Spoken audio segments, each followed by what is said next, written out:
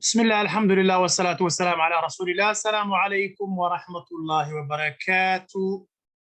كسر دوادا حلقة عصب BCY TV إن شاء الله بإذن الله كريم وحاينك يجينا حلقة عصب آيات قرآن كريم ككمدة وإلهي سبحانه وتعالى وكيري وأي نصيب براكتيكالا إنه وارك دونه. آيات داسين وحاي كترتها في سورة المائدة. إلهينا سبحانه وتعالى وحيري لتجدن أشد الناس عداوة للذين آمنوا اليهود والذين أشركوا ولتجدن أقربهم مودة للذين آمنوا الذين قالوا إنا نصارى ذلك بأن منهم قسيسين ورهبانا وأنهم لا يستكبرون وإذا سمعوا ما أنزل إلى الرسول ترى أعينهم تفيض من الدمع مما عرفوا من الحق يقولون ربنا آمنا فاكتبنا مع الشاهدين. آيات ظهر أي أجددين تهاي آيات الدنبنا ويسيف علينا يسيون آيات ظهر وحويان إلهي سبحانه وتعالى وحكوليه هاي ولو وحوليه إلهي لتجدن أشد الناس عداوة للذين آمنوا اليهود والذين أشركوا مسلمين توحا وقدرا حق عداوة اليهود إيو نمانك الله يقانو مشركين تا كوا الشرك يالي إلهي أما نفتوذها عابدان أما السياسة عابدان أما اللعقها عابدان أما السلام عابدان وحيدونها عابدان كواسا وعداوة درا ولا تجدن وحد هليسان أقربهم وأقولوا مودة حق شعائلك للذين آمنوا ذاتك إيمانك لك هلا مؤمنين يا مسلمين تا وحد أقولوا حق شعائلهان وحد أقولوا قال ذاك له صدحات اللي ينادوا وحويا الذين قالوا إنا نصارى وحنهاي نصارى نهاي ذلك بأن منهم وحايك كمدا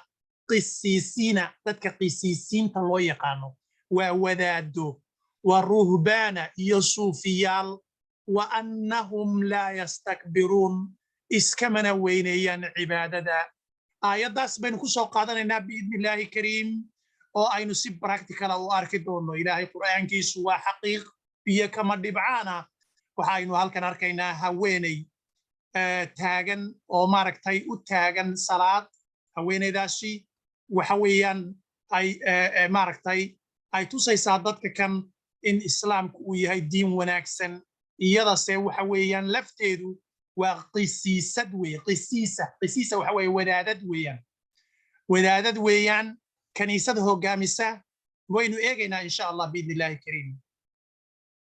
الله أكبر الله أكبر. salaadii bay dadka tusaysaa. الحمد لله رب العالمين الرحمن الرحيم ملك يوم الدين إياك نعبد وإياك نستعين الصراط المستقيم صراط الذين أنعمت عليهم غير المغضوب ولا الضالين آمين. الله أكبر الله أكبر الله أكبر. dad badan baa daawanaya salaadii bay tukanaysaa wax yar sabra.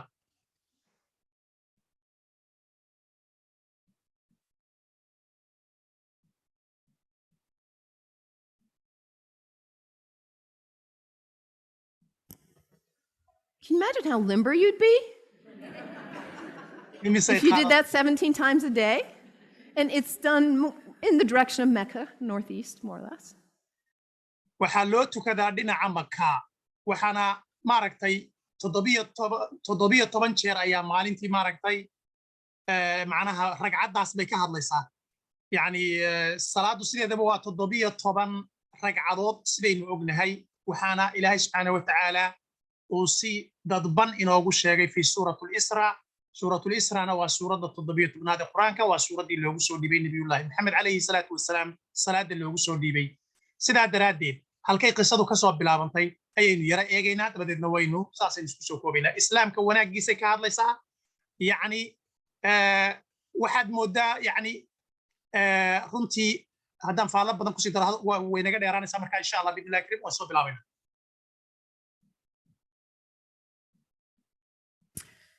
How wonderful that some of you already got to visit a mosque. You're very fortunate here in Atlanta because you have many mosques. waxaad leedihiin fursado aad u fara badan inaad ku soo booqataan masaajidada halkan Atlanta waa gobolka Atlanta ama wilaayadda Atlanta ee waddanka Mareykanka. Many opportunities to reach out to inaad masaajid gaadhaana way idiin sahlan tahay oo waa fursad. our Muslim brothers and sisters. waana aayaddii quraanka ahayd aynu macnaynayna maxay tidhi walaaliheen bay tidhi muslimiinta ah ma arkaysaa waa xubbigii ilaahay uu inoogu sheegay aayaddii quraanka ahayd ugu horreysaan akrinaynay. The whole state of Vermont, where I hail from, we have one. So you have. annagu meesha aanu degannahay waxa weeyaan waxaanu ku haysanaa hal masaajid oo qura. No reason to not visit. It's right around the corner from you. waxa weeyaan in la soo booqdo koonaha ayuu ku yaalaa xaafadaada. There are mosques everywhere. waxaana ku yaala masaajid meel walba. And it's important that we visit because Islam is the most misunderstood and the most maligned religion in the world.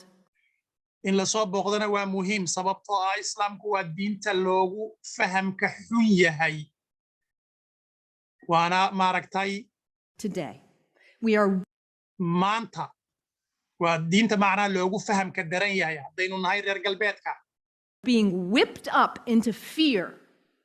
waxaa laynagu shaabuugeeyey cabsi aynu ka qabno islaamka ayaa laynagu shaabuug waa rucbigii la sheegayay waa yahay Of Muslims. And when we are afraid, we're stupid, actually. haddaynu cabsanana waxaynu nahay doqomo. We're operating out of just that reptilian part of our brain. We don't. meeshaa dambe ee madaxeeda ay taabatay ayaynu ka shaqaysiinaynaa bay tiri markaynu cabsanayno qofku markuu cabsanayo halkaa dambe ee ma garanaysaa maskaxda qaybta dambe ayaa aad u shaqaynaysaa laakiin ma aha taasi inaynu sidaa ahaano.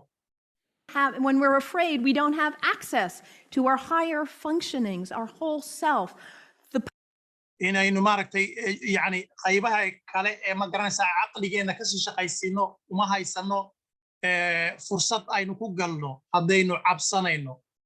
Power of the knowledge in our hearts, our whole being, we're resigned to a small place of living. waxaa markaasi nolosheenna dhan saamayn ku yeelanaysa meeshaa yar ee ay imika taabanayso waa halkaa dambe ee maskaxda ugu dambaysa ugu hoosaysa ee laga cabsado. anigu waxaabaan u haystaa in wadnaha laga cabsado iyadu yani waa aragtidooda weeye qalbiga cabsada. Ali, the son-in-law of the prophet, says people are afraid of what they don't understand. waxay tusaale u soo qaadatay cali ibni abi daalib oo ahaa wiiluu sodog u ahaa nebiyullaahi muxamed calayhi salaatu wassalaam oo hadalkan isaga ay yidhi waxay tidhi dadku wuxuu yidhi ina annaasa yakhaafuuna mima laa yafhamuun waxa ay dadku ka cabsadaan waxa aanay fahmaynin. So my hope today is to share with you a little bit about what I love about Islam in order. maanta waxaan idinla wadaagayaa waxa aan ku jecelahay islaamka. maasha allah aayaddii quraanka ahayd baad ku dhawowday waayahay maxaad nala wadaagaysaa. To invite you to a place of more understanding and less fear. si aan idinku soo dhaweeyo meel yani isfaham iyo maaragtay leh ma garanaysaa isu soo dhawaansho waayahay maxaad nagu casuumaysaa.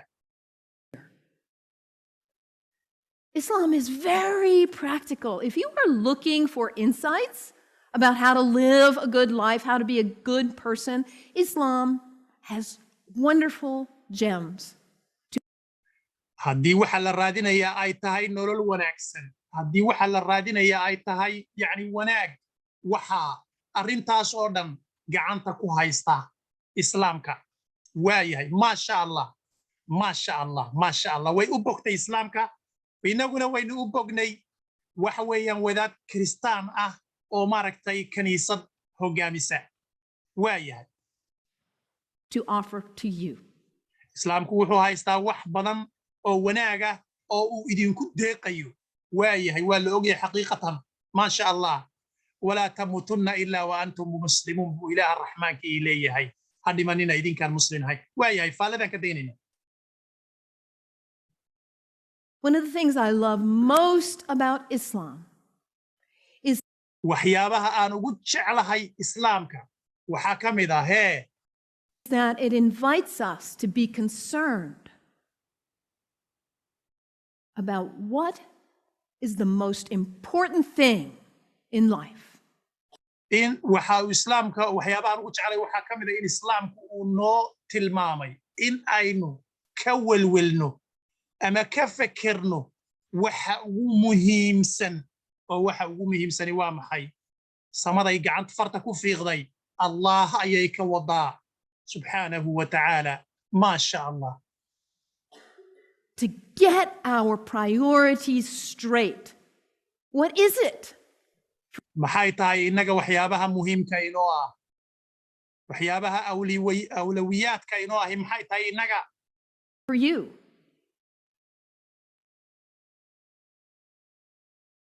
Stuff, money, power, prestige. waxa weeyaan position uu qofku ku yeesho bulshada dhexdeeda mise waa maal mise waa magac muxuu yahay waxa qof walba adiga kuugu muhiimsani Family, kindness, mise waa reer mise waa khuluq wanaagsan service, mise waxa weeyaan inaad ummadda u shaqayso mise waa jacayl love, art, mise waxa weeyaan fan macnaha fanku waa waxyaabaha sportiga oo kale waa fan compassion. What is it? mise waa naxariis waa maxay waxyaabaha aad ugu jeceshahay kuugu muhiimsan noloshaada waa maxay waa su'aalo layna weydiinayo waa yahay For you. If you get nothing else out of today, take that one question and live. wax kale maanta ma haysaan waxaad samaysaan su'aashaas bal qaata oo maaragtay ku noolaada Into it. And if you don't know the answer yet, find out. haddii aydan jawaabta su'aasha helayn waxa idinku muhiimsan noloshiina bal idinku isku soo daya waa la tajrubaynaya waa yahay What is it for you? What's most important? maxaa idinku muhiimsan In Islam, the answer is very clear. islaamka xaaladdu way caddahay Allah illallah, Muhammadan Rasulullah. nolosha waxa ugu muhiimsani waa laa ilaaha ila allah muhammadun rasuulullah islaamka taas baa ugu muhiimsan idinka maxaa idinku muhiimsan gaala yahay meesha soo fadhida waa yahay There is nothing but the source. wax kale ma jiraan laakiin waxa weeyaan isha wax waliba ka soo baxaan allahu waaxidul axad waa yahay God, the one. How did you say it, Anthony? That love which is greater than we can know. That's what matters. waxa ugu muhiimsani waxa weeyaan ilaahay subxaanahu wa tacaala waa waxa ugu muhiimsan islaamka waana waxa ugu ma garanaysaa ugu awliweyeysan ama ugu weyn nolosha qofka And Muhammad is his prophet, is the prophet. محمدنا ونبيسي عليه الصلاة والسلام والنبي الحب ونبي جعيلك of love. ونبي جعيلك يتلي الله كو جعليسي لنا كو صهرونيو إلهي سبحانه وتعالى وحين قبرينا يصهرونيو ما شاء الله La ilaha illallah, Muhammadan Rasulullah. لا إله إلا الله محمد رسول الله وقرنا يساندين معنا المايو And the thing about us humans, when we get that clarity, we know what's important. What do we do with that? marka aynu bini aadam ahaan caado waxa inoo ah markaynu ogaano shaygu inuu waadax yahay maxaynu ku samaynaa weeyaa su'aasheenu We forget. caado waxa inoo ah waynu ilowna markii That's who we are. We humans. waa caadadeenu waxa weeyaan waxaynu nahay dad kuwa wax iloobayaal baynu nahay halkii baynu kaga dhaqaaqaynaa marka wixii inoo cadaadaan kama daba shaqaynayno marka laa ilaaha illa allah muxammad rasuulullah aad ogaatid inay tahay nolosha dhan udub dhexaadkeeda haddana aad halkii kaga dhaqaaqdo waa dabeecadda bini aadamka Humans, we are the great forgetters. waxaynu nahay forgeterayaasha ama dadka ilooba wax walba dadka ugu weyn ee wax walba ilooba How many of you made a New Year's resolution back on January 1st?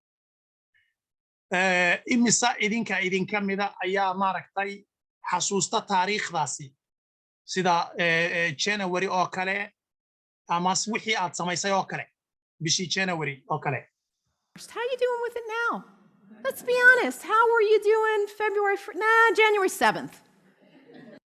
xilligaasi ay tilmaantay bay tiri bal sheega waxaad samayseen maalintii caynkaas ahayd qof kasta oo bini aadam way ku adag tahay waxay ugu samaynaysaa macnaha waxay u samaynaysaa maxaa la yiraahdaa waxa loo yaqaan marxaati hadalkeedii hore ee ahayd waxaynu nahay dad wax walba iloob inageenan imika daawanayna BCY TV garan mayno todobadii bisha waxaynu sameynaynaa just waxaynu garan karnaa haddaynu muslim nahay inaynu duhur iyo casar iyo iska tukano kuweenaan ilaa winba waayahay We get this high resolve and this clarity, and then we get caught up in all the distractions, all the things pulling our attention here and there, and we forget. waxaynu waynu iska noolahay kadibna waxaynu xaggan iyo xagganba fikraduun baa ka imanaya aakhirka ugu dambaysana waxa waynu ilaabaynaa waayahay That poet Mary Oliver says, "What is it you plan to do with your one wild and precious life?" haweenay gabayaa ahayd ayaa tidhi baydkan ay imika inoo tirinaysay oo ku saabsan maxaad noloshaada yacni maxaa noloshaada muhiimad ku ah bayd caynkaasoo kale ayay tidhi What is it? maxay tahay In order to not waste our life, we need to regularly hit that reset button, come on back to center. si aynu markaa u ogaano nolosheena muhiimaddeeda waa inaynu badhankaasi taabanno had iyo jeer oo su'aashaa isweydiinno si aynu u ogaano waxay nolosheennu macnaha ay inoo samaynayso badhankaasi waa maxay noloshayda muhiimaddeedu war maxaan u noolahay ma inaan cabbo oo cuno oo seexdo oo soo kaco uunbaa noloshayda dhan ma intaasaa badhankay sheegaysaa waa kaas waa inaynu taabannaa mar walba si aynu ugu soo noqonno halkii goobtii siirooga macnaha To our heart, to what we know is really why we are here, what we know is really important. waxa aynu garanayno ayaa muhiim inoo ah macnaha inaynu su'aashaa jawaabteeda garannana muhiim bay inoo tahay Regularly throughout the day to stop and come back and say, well, let me check in. intaad nooshahay maalinta oo dhan isweydii oo marba maaragtay isku soo celi macnaha su'aashaa isku soo celi waa maxay muhiimadda noloshaydu Remember what matters so I don't waste my day. si aanan markaa u ilaabin yacni waxa ugu muhiimsan noloshayda waa inaan isweydiiyaa si aan maalintaas u ii dhaafin waayahay wamaa khalaqtu ljinna walinsa ilaa liyacbuduun waa cibaadada in aanay ku dhaafin ayaa ugu muhiimsan waayahay Or my week, or my month, or my ama bishayda ama wiigaygu inaanu ii dhaafin ama noloshaydaba gebi ahaanba life. And for Muslims, this is prayer. arrintaasi ugu muhiimsan awliyawadooda ama waxyaabaha ugu muhiimsan noloshooda oo mar kasta ay siirooga badhankaa ku soo taabtaana fahuwa salaa waa salaada maasha allah salaada qofkiista yici jirayow ogow yacni salaada muslimka uun xaggooda muhiim uma aha qof kasta oo noola ah iyo makhluuq kasta ayay u tahay waayahay gabadhaasi wadaaddii waxay kaloo ku dartay hadalkeedii Salat. It is the second pillar of Islam. waana waxay inoo soo sheegtay ruknigii hore oo laa ilaaha ila allah muxammad rasuulullah iminkana waxay inoo sheegaysaa rukniga labaad oo ah maxay salaada The first pillar, la ilaha illallah. tiirkii koobaad wuxuu ahaa laa ilaaha ila allah to know what matters. And si aad u ogaato waxa lagu abuurtay ee noloshaadu ay muhiimad leedahay. the second pillar is to hit that reset button in order to regularly come back to center. si aad mar walba ugu soo noqotana waa inaad taabataa badhankaasi. badhanku waa kee? waa tiirka labaad ee nolosha, waana cibaadada, waa salaada ee. And remember what really matters. xasuusana waxa mar walba nolosha ay tahay awliyo, yani waxa ugu muhiimsan. And for Muslims, this is not an activity in the head. It's an activity. muslimiintana ma aha arrintu yani inay madaxa uun arrintaas kaga fikiraan, laakiin waa si ficliyana bay u sameeyaan. of the whole body. jirka oo dhan baa sameeya. الله أكبر الله أكبر بسم الله الرحمن الرحيم الحمد لله رب العالمين الرحمن الرحيم ملك يوم الدين إياك نعبد وإياك نستعين الصراط المستقيم صراط الذين أنعمت عليهم غير المغضوب ولا الضالين. ما شاء الله. الله أكبر الله أكبر. وعجائب.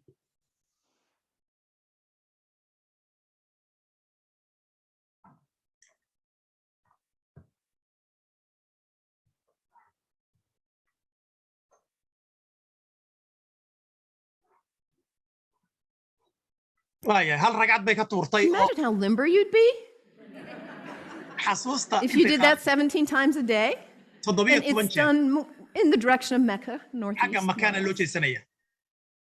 To hit that reset button in order to come back, to hear that voice still and small, like we just sang about, to come back. si loogu soo noqdo macnaha muhiimadda nolosha waa in 17 jeer sidan oo kale loo tukado. waaye wax yar un baa kaa maqan, inta yarna waad iska baran doontaa, ilaahay soo hanuuniyo adiga inta ku daawan doontaba. To what matters. So practical. I love that. The second pillar of Islam. aad baan u jecelahay tiirka labaad ee islaamka. Islam also reminds us to always be concerned about those who are less well off than ourselves. waxayna xasuusinaysaa hadda tiirka saddexaad oo ah sekada ayay rabtaa inayna xasuusiso. And over in the Quran it says, be concerned about the widows and orphans. Be gentle. yani quraanku wuxuu noo tilmaamayaa in aynu xanaanayno dadka agoonta iyo maxaan ku idhahdaa kuwa haweenka laga dhinto, anaa dadka tamarka daran ee bulshada. Generous. I brought some soup as a symbol. waxaana soo qaaday maraq si aan arrintaa idiin tuso, si dadka maaragtay yani in wax la siiyo ay inay waajib tahay. maraqaas baan calaamad uga dhigay. Of generosity. Giving. waana deeq ama deeqsinimo. Donating to food banks, giving to people who need food. in lagu tabarruco dadka baahan wax loogu tabarruco. maasha allah. I think about Muhammad almost like a spiritual, a social genius. waxaan markaan ka fekero nebi maxamed waxay ila tahay in uu ahaa ninka bulshada ugu caqliga badan leh, bulshada makhluuqa ah ama aadamaha ninkii ugu caqliga badnaa inuu maxamed ahaa calayhi salaatu wasalaam. waa rasuulka ilaahay, waa ku saxaynaa. He himself was an orphan by the time he was 6 years old. marka isaga laftiisa ayaa soo maray agoonnimo markii uu 6 jir ahaa. waa run, agoonnimo iyo rajanimoba wuu soo maray. He had already lost both his parents. He knew marginality. waa ogaa markaa dhibaatada ay leedahay. Knew it. dareenka. And what happens when there is imbalance in a society where there are some who have a lot and some who don't have enough? What happens? labadeeda gacmood waxay ku kala tilmaamaysaa markay bulshadu noqoto mid aad wax u haysata oo gacanta sare ah iyo mid aad u hoosaysa oo aan waxba haysan. maxaa dhaca bay tidhi. waa isweydiin loo baahan yahay laga jawaabo. Here. Those who don't have enough are suffering, aren't they? Kuwa aan waxba haysani way dhibban yihiin oo maaragtay dhibaato ayaa maaragtay ay haysataa. Out of their lack of nutrition, nafaqa la'aantooda ayay la dhibaataysan yihiin iyo wax la'aantooda. food, cunto la'aanta, healthcare, hygiene, saxa la'aanta ama caafimaad la'aanta iyo nadaafad la'aanta educational opportunities, iyo fursadaha tacliimeed oo aanay haysan ama waxbarasho. they suffer. way dhibaatoonayaan. And in their suffering, they may experience illness. haddii ay markaa dhibaatoodaanna waxa ay heli karaan cudurro. Their illness doesn't stay there, does it? It spreads to the rest of the people. And in cudurradii ay heleenna waxa ay ku fidaysaa bulshada inta kale. waayahay kii waxaystayba markaa cudurkii u tegayaa. bal cajaa'ibka hadda islaamka. their need, they may choose to engage in criminal activity just to try to put food. waxay kale oo keenayaan yani khalkhal xagga bulshada ah oo maaragtay ay isku dayayaan inay xoog wax ku soo qaataan oo dadkii waxaystay ay soo boobaan bay isku dayayaan xataa xaggaana amnigii baa khalkhalaya dhinacna caafimaadkii baa khalkhalaya cudurraa ku faafaya iyagii cudurradii baa ma garanaysaa wax badan. on the table, and that destabilizes the whole society. When you arrintaasina waxa ay amni darro ku ridaysaa ma garanaysaa bulshada oo dhanba. have some without and some with too much. waana dad wax badan haysta iyo dadaan waxbaba haysan. And what about the people with too much? bal ka warrama iyaga kuwa wax badan haysta. Greed is spiritual bankruptcy. waxa weeyaan hunguri weynaan iyo ma garanaysaa iyo yani hunguri weynaan baa haysataa iyo mararka qaarkood ma garanaysaa inay yani wax walba isku dayaan inay ma garanaysaa kaydsadaan oo kale. We cannot know well-being in our hearts when we are surrounded with too much while others are suffering. ma garan karno ama ma dareemi karno yani wanaag haddii qalbiyadeennu aanay maaragtay dareemin kan waxa yar haysta. It creates instability. waxayna bilaabaysaa ama ay kabuuraysaa xasilooni darro. And Muhammad, peace be upon him, he was a spiritual genius. maasha allah waa kugu hambalyeynayna inaad tiri nebi maxamed calayhi salaatu wasalaam inaad ku salliday nebiga calayhi salaatu wasalaam. waxaa laga yaabaaba inay islaamnimada qarsanayso hawsha kalena hoosta ka wadato. waayahay waa sii wadaynaa insha allah. waxay tiri nebiguna calayhi salaatu wasalaam wuxuu ahaa cabqariyan ijtimaaciyan yani nin ku takhasusay oo cabqari ku ah amuuraha bulshada. waayahay isaga maahe waa allah subxaanahu watacaala khaaliqu lkhalq. waayahay Saying, let's bring it back into balance. waxaana maaragtay uu garanayay in la keeno mujtamaca in ma garanaysaa la isku miisaamo. Let's give, let's be generous. waxaana uu markaasi ay tahay aynu wax bixinno yani waxay iyadu ka dhigaysaa inay nebi maxamed qura ka timid arrintu. waayahay And this is the third pillar of Islam. waana tiirka saddexaad ee islaamka. Zakat, generosity. waana sakada. I love that about Islam. aad baan arrintaa u jecelahay islaamka ku saabsan sakada iyo in wax la bixiyo. And I love too that Islam invites us waxaanan aad u kale u jecelahay in islaamku na casuumo oo nagu soo casuumo diintooda si aan u soo galno. waayahay to take a break from our habits. si aynu markaasi uga qaadanno ma garanaysaa nasasho caadooyinkeennii aynu lahayn. We humans, we're habitual creatures. We just are. innaga caadi ahaan waxaynu nahay aadami haddaynu nahay dad caadooyin leh. We do something once, we do it again, we do it again. We just do. How waxbaynu samaynaa haddana waynu samaynaa haddana waynu samaynaa waayahay many of you are sitting in the same seat you always sit in today? imise ayaa halkan fadhiya oo ku fadhiya isla fadhiga ay fadhiistaan iska fadhiya That's okay. Nothing wrong with that. We're creatures of habit. And if the waa un caaday inoo tahay inaynu fadhino inaynu iska yuurno unbaa xataa mararka qaarkood caadayno caadooyin baynu leeyahay habit's the good one, like brushing your teeth, wonderful. caadooyinka wanaagsan waxaa ka mid ah inaad ilkaha ma garanaysaa in cadaydo waayahay It strengthens you. wayna ku quweynaysaa arrintaasi inaad ilkaha cadaydo Your habits can raise you up to give you strength and clarity to live your life on purpose. caadooyinka qaar ayaa waxa ay ku quweyn karaan oo maaragtay waxay noloshaada ay dhisi karaan With integrity.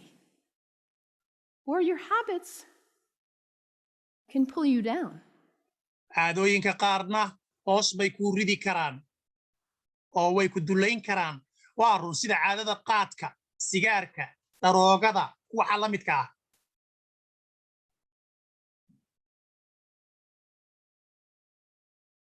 To take a break from your habits, because what happens when you try to take a break from your habit, when you try to stop reaching for whatever it is and you cannot?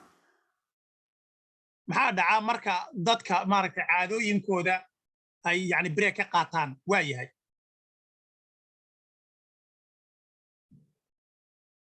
What is it for you? Coffee? Sugar? Alcohol? maxaad ku qaadataa macnaha istiraaxada ama break ku qaadataa ma kafee ma sonkor ma yani wuxuun maxay Drugs? mise daroogo maxaad break ku qaadataa maxaad yani ku qaadataa nasasho Sex? mise ijtimaac galmo Shopping? mise suuqaysi oo suuqadaada Your cell phone? mise telefoonkaaga ayaad ku magaraysa isku maawelisaa xilliga aad maaragtay rabto inaad nasato macnaha caadadaadii ka nasato Your tablet? ama tabletkaaga Gossip? What is it for you? This mise behavior? xad baad gashaa waa maxay shayga yani shayga caadada ah waxaad maaragtay aad leedahay ee iminkana xun muxuu yahay caadaatukum sayi'a caadooyinkiina xun muxuu yahay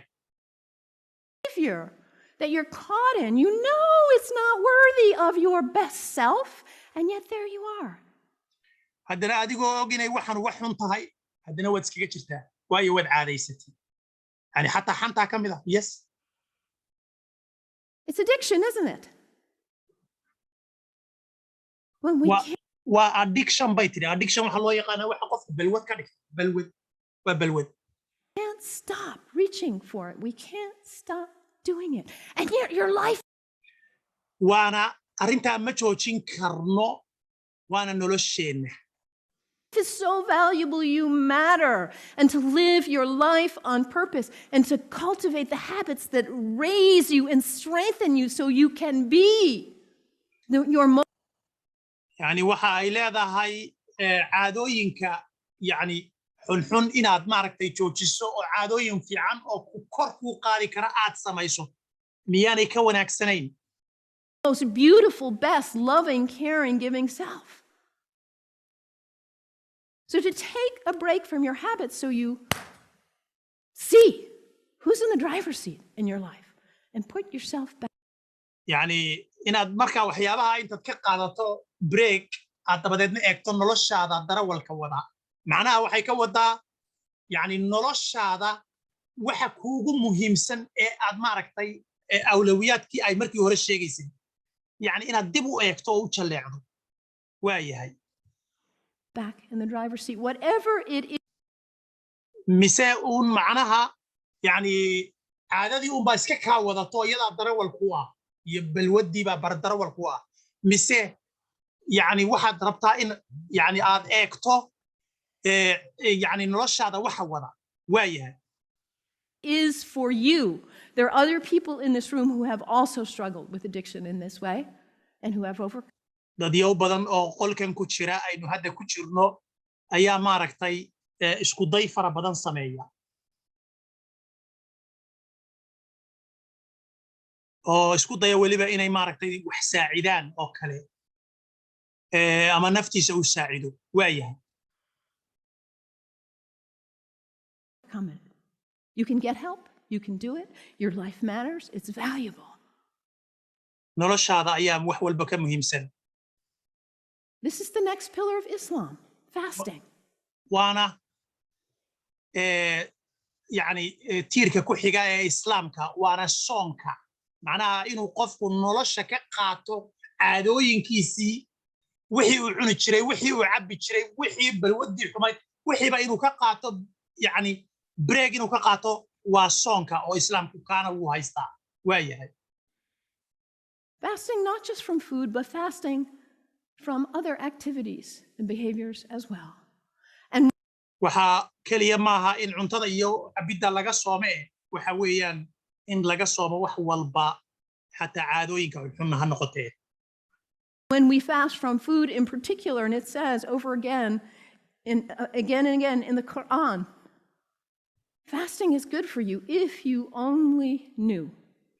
waxay soo qaadatay aayadda 184 ee suuratul baqara ku jirta wa anta subu khayrun lakum in kuntum ta'lamun marka yani inaad soontaan baa idin khayr badan haddaa ogaan lahaydeen xag caafimaad iyo xag bulshaba Because we put too much in our bodies, don't we? We stress xaqiiq waxa ah inaynu jirkeenna wax badan ku gurno oo cuntooyin iyo la mid ah cabitaan them. We overeat and put wax ka badan intii uu baahnaa baynu ku gurnaa jirkeenna waayahay junk, and we don't honor the beauty of ourselves. quruxda aynu leenahay ma sharafno markaynu wax walba iska cunno wax walba iska cabno And also when we fast, hunger is not a theory in the head, it's an experience in the body when we fast from food. marka aynu soonno yani waxa weeyaan maaha mid yani macnaha caqligeenna ma saamayso laakiin waxay saamaysaa jirkeenna markaynu soonno waayahay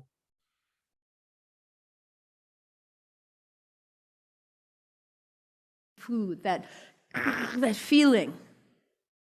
waxaynu helaa maaragtay dareenka caloosha And then when you see somebody else on the street who is begging, markaad aragto qof dawarsanaya jidka it's not a theory. xaaladdu kaama aha markaasi aragti uun ama fikir kaama aha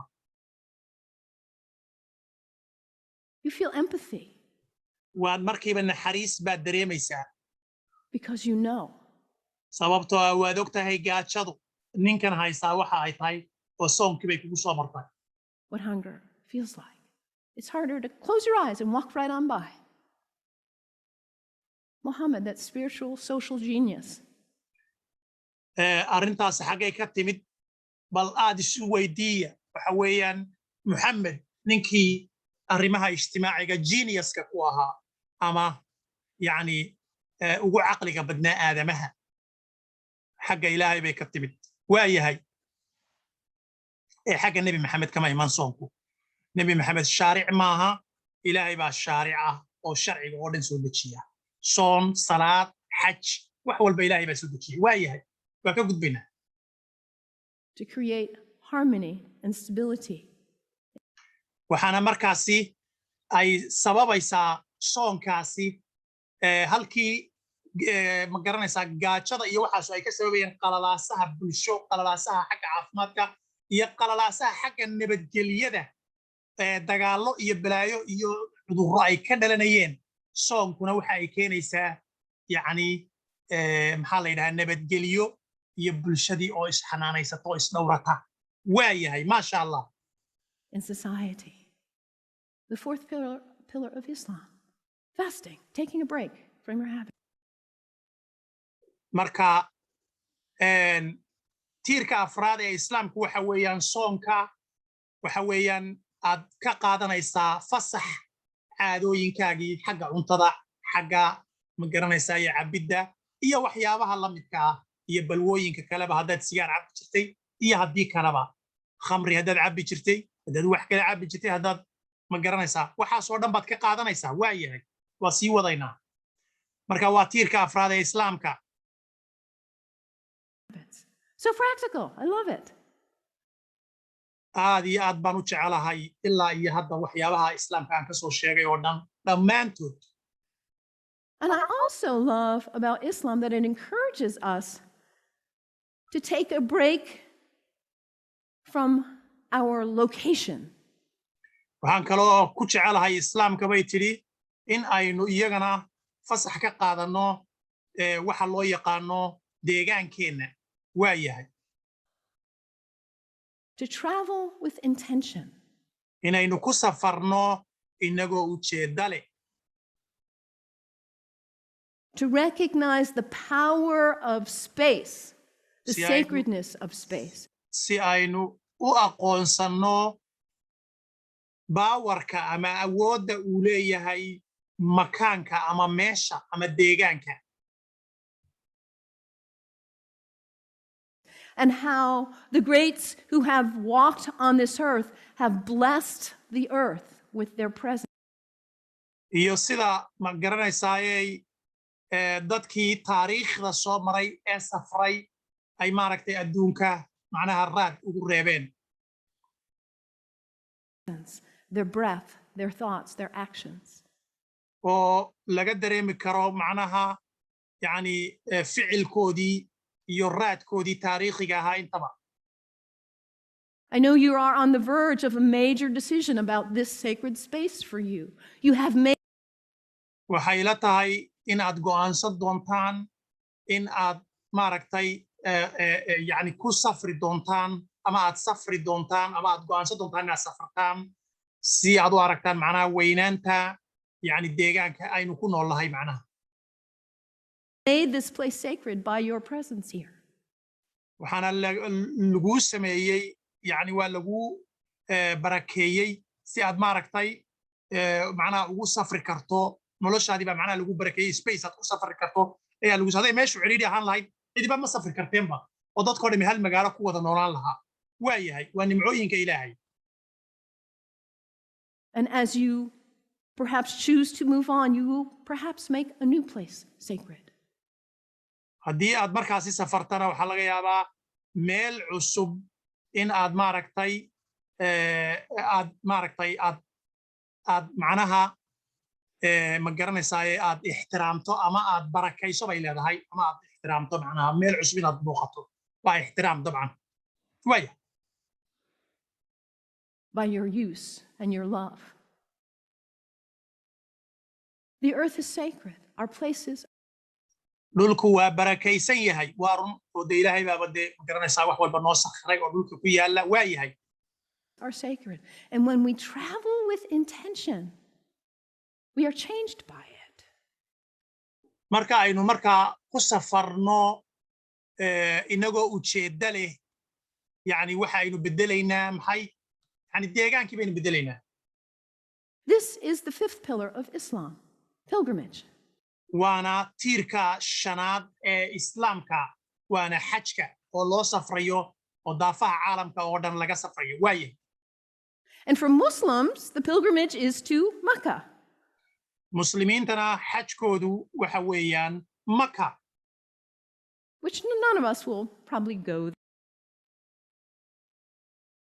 oo laga yaabe inaan ma garanaysaaye aan midkeenna aanu aadin. There. But where is pilgrimage for you? adiga haddaba xaggeebaa ku ah xaj xaggaad u xaj tegaysaa adigana dadkii bay su-aasha weydiinaysaa. dadku waa qiiraysan yihiin waa yahay. And what happens when we go? We leave our usual haunts. We travel with intention. We let ourselves be changed, be opened by new experiences. waxa aynu markaasi dareemi karnaa marka aynu safarno macnaha yani wax cusub baynu dareemi karnaa oo qofku markuu safro ويعني نوع من النور العصب أو وقت عصب يدريمية وايا. New interactions, and we come back and we are not the same. We look markaynu soo noqonno ay ku soo noqonno deegaankeenina sidii oo kale ma nihiin oo qof maaragtay waayo aragnimo iyo khibrad soo kororsaday baynu waaya. at our lives and we say, why was I doing that? I'm not going to waste my one wild and precious life on that. waxa markaad soo noqoto aad oran doontaa caadooyinkaagiiba xataa qaar baad nici doontaa macnaha oo aad maaragtay joojin doontaa waaya. And we come back renewed. waxaanaynu soo noqonnaa inagoo shakhsi cusuba with a new value, a new understanding of the qiime cusub qiimayn cusub noloshu ay noo leedahay sacredness of our location, the beauty. iyo weliba meesheenii oo ma garanaysaa dib inoogu cusboonaanaysa aan ku soo noqonno oo maaragtay meel yani barakaysan inoo noqonaysa waaya. of the earth. I love this about Islam. arrintana waan ku jecelahay islaamka. So practical. waana arrin practical ah macnaha arrimihii ay ka soo hadlaysay oo dhami waa arrimo ficliya. What's the one thing that matters in your life? Hit that reset button regularly so you come back to your purpose. waxaad riixdan badhankaasi aan maanta oo dhan ka hadlayay oo ah su'aashii ahayd maxaa iigu muhiimsan. And don't be self-centered. Be always concerned about others. hana noqonin qof isagu naftiisuun ka fekera dadka kalena ka feker. And their needs. Those less well off, especially. baahidooda ka feker fuqarada ka feker. And recognize the sacredness of the temple of your body. waxaad kale oo ka fekertaa yani barakada uu leeyahay yani temple bay isticmaashay. templekuna waxa weeyaan yani meesha lagu cibaadaysto maaragtay lagu cibaadaysto oo kale weeyaan. marka waxay ka wadaa macnaha ruuxdaadu ha noqoto macnaha mid ku dhex cibaadaysata jirkaaga oo isweydiisa su'aashan mar maxaan muhiimadaydu maxay tahay noloshu muhiimadayda nololeedu waa maxay ma cunoo cab oo iska tagbaa waayahay. Cultivate habits that are worthy of you, that lift you. waxaad ku beertaa naftaada yani caadooyinka kor kuu qaadaya to the best of who you are. ee ku wanaajinaya. And recognize the sacredness of space. waxaad kaloo aqoonsataa barakada uu leeyahay makaanka iyo deegaanka aad ku nooshahay macnaha. And the gift of the ancestors, the sages, the saints, the prophets. iyo hadiyaddii ambiyada iyo nebiyadii macnaha hormaray macnaha inaga horreeyey. who have gone before us and held a beacon. waxaad ka dhigataa nebiyadii inaga hormaray ee inaga tegayna yani beacon of your life ka dhigo macnaha waxa weeyaan yani role model ka dhigo waxa weeyaan nebiyadii ku dayo oo wanaaggii ay sameeyeen samee fuqaradii ay quudin jireen quudi siday u cibaadaysan jireen u cibaadayso maasha allah. of example for us. tusaalaha ay ahaayeen adiguna noqo. Travel with intention. Let yourself be changed. isku day naftaada inaad beddesho oo aad markaasi safarto. waa tiirkii shanaad ee islaamka oo ay sharaxayso. The 5 pillars of Islam. What great practical advice for living. maxaa ka wanaagsan yani shantaa tiir oo lagu noolaado maxaa ka wanaagsan oo hadafka noloshaada macnaha haga. هذا وبالله التوفيق صلى الله على نبينا محمد وعلى آله وصحبه أجمعين. سبحان ربك رب العزة عما يصفون وسلام على المرسلين والحمد لله رب العالمين. intaas baynu kusoo gabagabaynayna la sii sheekeeyo walaalaha. هذا وبالله التوفيق waxaad kale oo samaysaan subscribe-ka iyo share-ka iyo waxaasoo dhanna waa xaggiina insha allah biidnillaahi kariim casharada waa wanaagsan ee soo geli doona ee dambana la socda insha allah hada wabillahi tawfiiq. Assalaamu calaykum waraxmatullahi wabarakaatu.